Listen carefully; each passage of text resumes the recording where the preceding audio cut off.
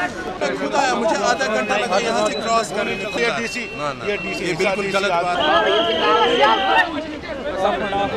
की ये डिमांड है, एक तो गवर्नमेंट यहाँ पर काशराई जो ज़मीनें हैं उन पर कब्जा किया गया है अंजार साहब से, और इनकी भी जायज़ डिमांड है। अगर आप म्यूनिसिपलिटी जो है यहाँ की वो खुद ही गलत काम कर रही है तो वो लोगों को कैसे कहेंगे।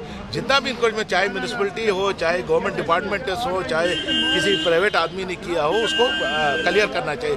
सर हम मजबूर हो गए सड़क पे आने के लिए।